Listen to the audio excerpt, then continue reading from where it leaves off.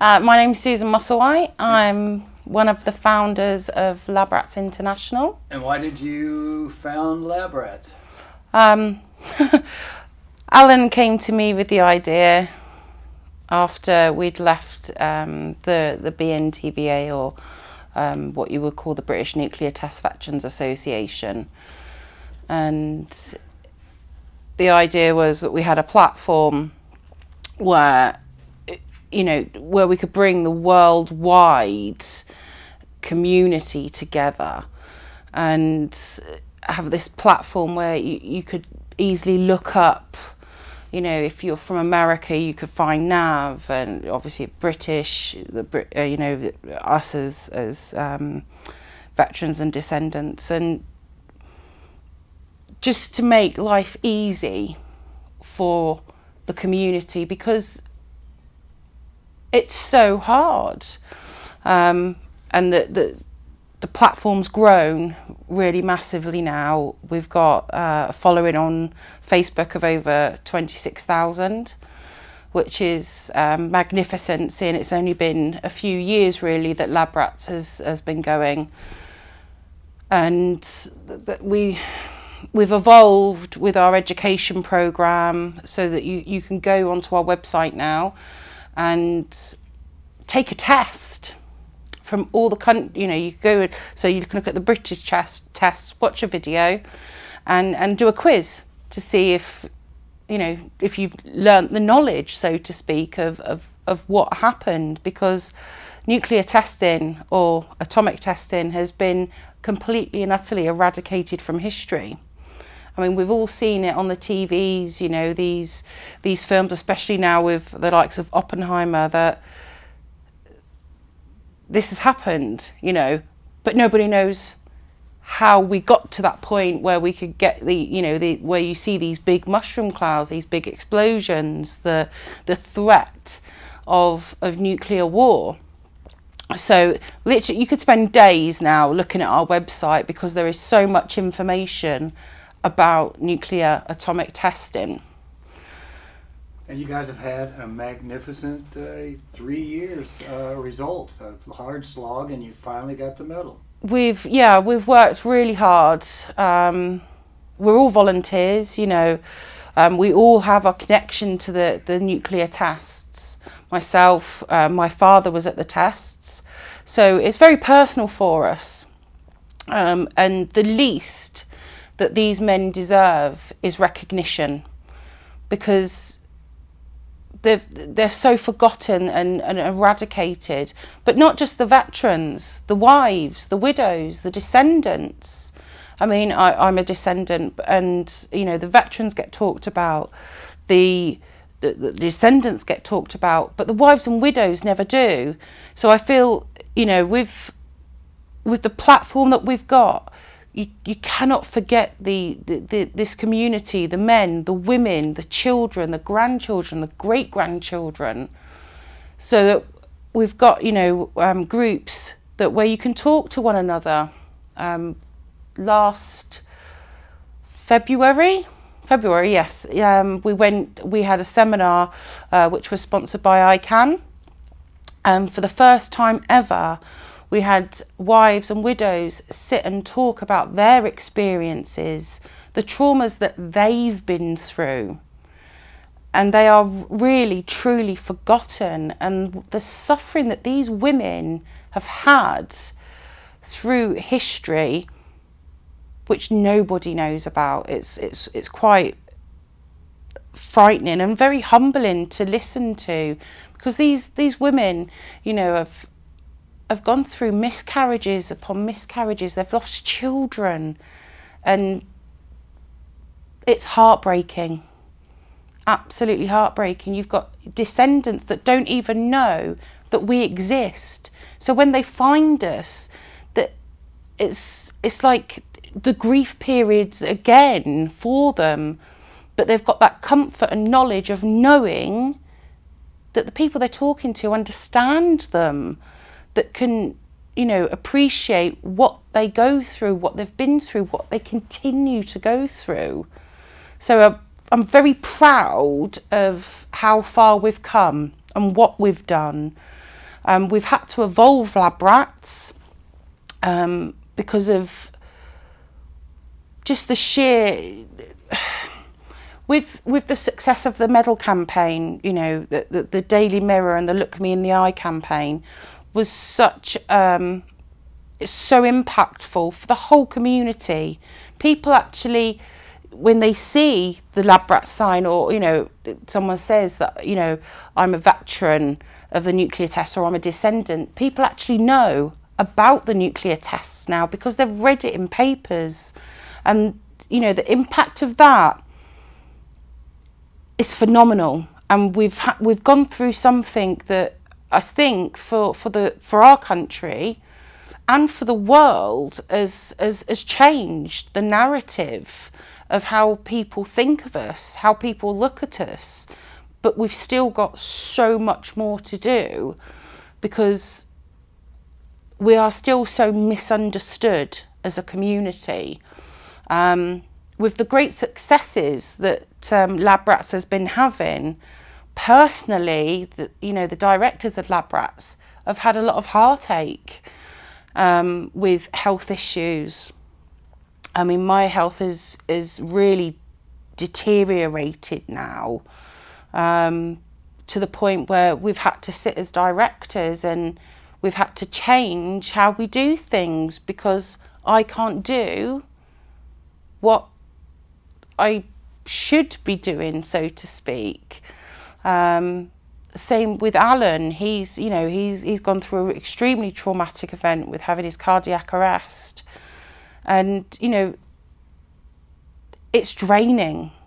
It is really draining.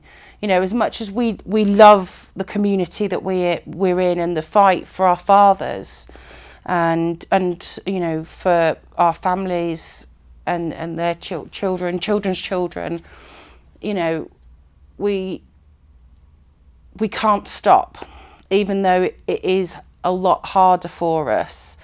But you know, health, we're not going to let a little bit of health get in the way, sort of thing. So would you describe ICANN and your relationship with ICANN, please, and how that came to be? We have a fantastic relationship with ICANN. We've been really lucky that when we started Lab Rats, because obviously, you know, these nuclear tests, atomic tests, we don't need them. You know, it's not just the devastation that they caused when you drop that device. It's the devastation that these devices will continue to do for generations to come. So we partnered with ICANN, and we've done a lot of work with getting veterans to speak for them, being interviewed. We held the seminar in Manchester last February, which was a fantastic event. You know, there should have been a lot more people there, but sadly there was a freak storm and we had a lot of issues with people getting there. But we need partners like ICANN, because they sit on a very, very high platform. And you know, when you talk about ICANN, most people around the world have heard of ICANN. And why is that? Because they've got great marketing, and they are completely all around the world. They kind of won a big award one day. Well, you know, you can't really say it's a big award. I mean, it's massive, isn't it? You know. Well, say that they won the Nobel Peace Prize. They did. They won the Nobel Peace. Oh, that's why I didn't want to say it. Say it anyway. The year that they got it. Yes, ICANN won the Nobel Peace Prize. 1997, wasn't it? 2018, wasn't it? 2018. Or 2019? 2017? I was right, 27. Oh, what did I say? You said 1997. Sorry, 2017. So say it one more time. ICANN won the Nobel Peace Prize in 2017. Which is a big deal. Huge deal, especially for people fighting for something that so many countries feel that they need them to protect themselves. Well, if nobody's got them, you're okay, really, aren't you? You don't need to protect yourselves against them. And there's a logic to this, let's face it. You know, there's been over 2,000 nuclear detonations in this whole world.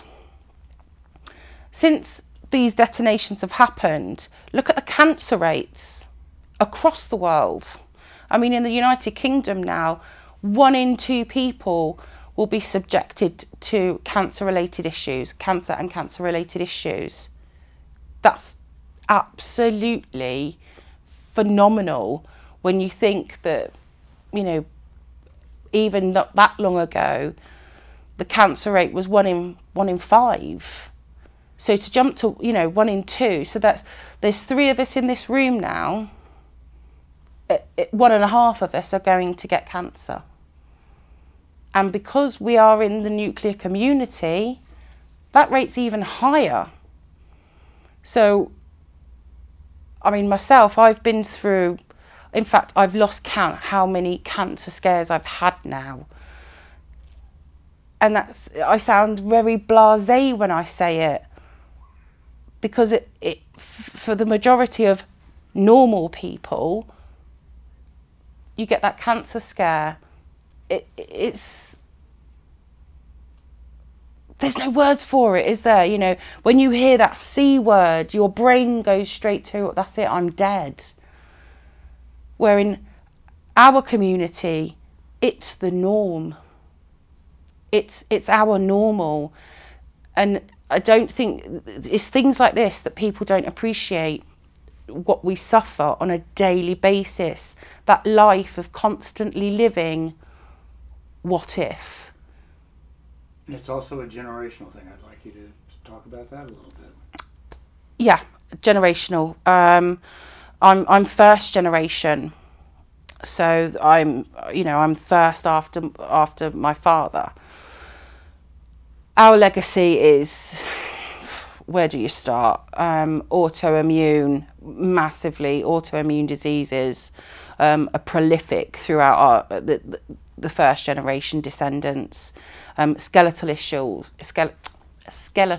issues, eyes, thyroid, and these are very, very common.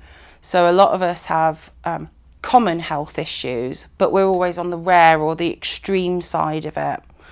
And we don't just have 1 or 2 health issues, it's more like 5 or 6, or in my case, 29 different health issues. And life is draining because of it. You know, our daily life to a normal person's daily life is very different. Sorry about that. Right. Oh, that's fallen off now. Our daily life to, someone who isn't in our community is extremely different. You know, when you have to think about getting out of bed, I mean,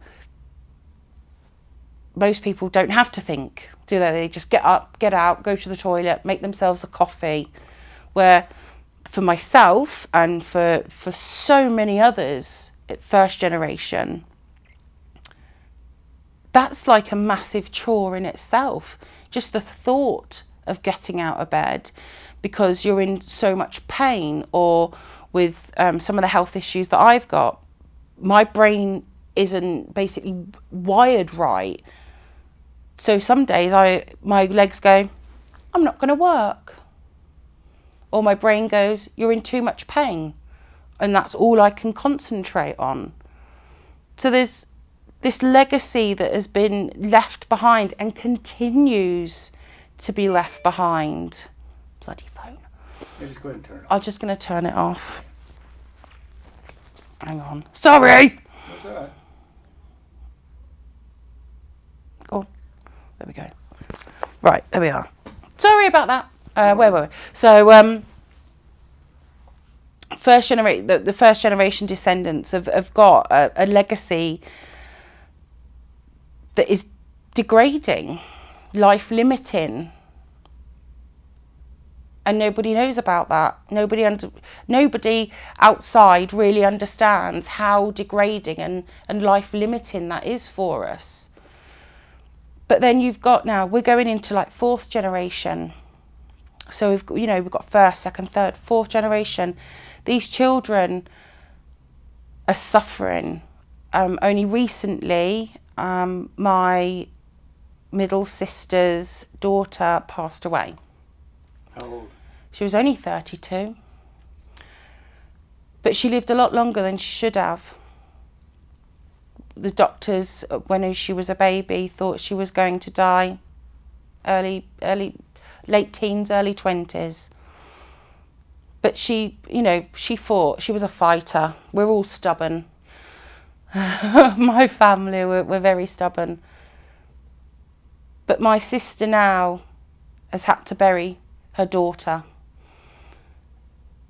And that's something no woman should have to do, ever. Not when you think that we've got such higher rates of children, grandchildren dying at young ages. There's horrendous stories where, children were born, so deformed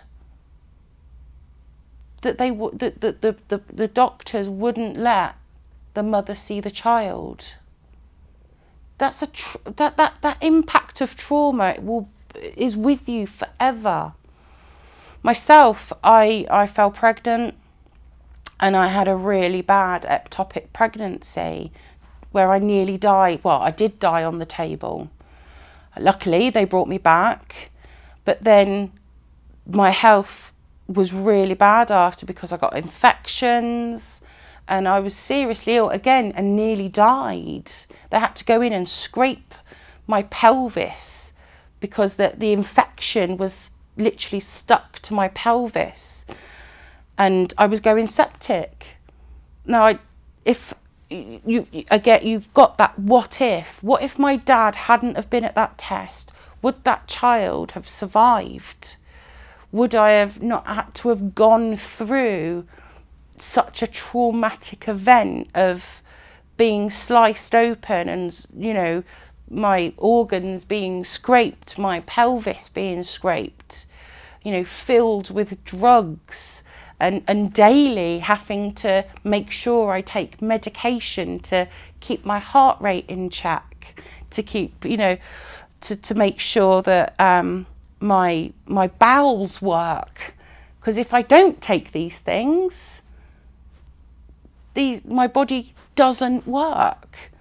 And you could keep going on and on and on about it until you were blue in the face. But no one really understands unless you're living it, and in our community live it constantly on a daily basis. Now I've lost whole track of what I was saying. And the good thing about it is the British government recognized it, so they did do early screening on you so that you wouldn't have to suffer this way. Of course, they bullshitted you and lied. Yeah, that's hard to know that the government, who are meant to be there for you, meant to look after you, they know.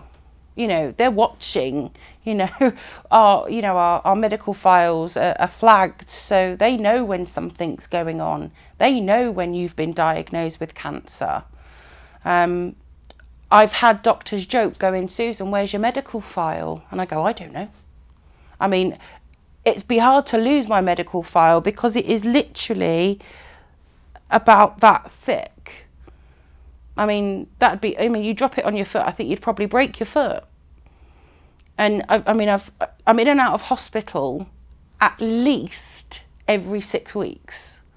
I have to have injections in my head to stop the chronic migraines, to stop the daily headaches, which these injections are, don't get me wrong, they're fabulous, but they don't stop it, they just dull it a bit. But the dull, what dulls it is somebody else. That's their normal migraine, which would put them into bed. That's my normal daily life. And when you sit and you hear stories of veterans, just like my father, who had migraines, some of these men committed suicide because they were having these migraines. So again, you go back, you know, am I going to get to that point where I can't cope and the only way to stop the pain is to stop my life? It's not fair. It's not fair at all. And it's not, and there's so many out there that don't even know we exist, that are suffering on their own. So on this, that's a great place to segue into this. So if you were going to tell people about nuclear weapons and why we shouldn't have them, what do you have to say? Look at us as a community. Is it worth it? Is it worth ruining people's lives? I mean, if the government thought a bit cleverly about it, it's costing them money. Every day it's costing them money because there's so many of us that can't work. So we have to rely on benefits. We have to rely on state benefits. They're having to pay us to stay at home. They have to pay for us to go to hospital all the time, more than so many people. To just admit, it's quite simple, isn't it? Admit it and be open and honest with us so that we can get better help from the NHS. Because when you sit there and say, I'm a descendant of the nuclear tests, they look at you like you're an alien from Mars. It has got a little bit better. And I mean, I bang my drum all the time. So all mine know about me being at the tests, and if there's a new study that comes out, I take it to them. Please read it. What do you think? And I have had medical professionals admit that, yeah, because of your dad, you're like this, but they won't put it in my medical file because I think they've got a fear factor on that. But nuclear tests, it's not just affected our community, it's affected every single person in this world. You think of the French. They tested out in the Sahara Desert. In the United Kingdom, we have parts of the year where you have the Sahara sands come over. That's a radiated sand. That is flying around you. You're breathing it in. In Australia, you've got where all the tests were. Sand doesn't stay still. Sand moves. Wind moves. So it's affected the water. It's affected the beaches. It's affected every single living part of this world. Nuclear testing has affected. Surely logic would say you get rid of them.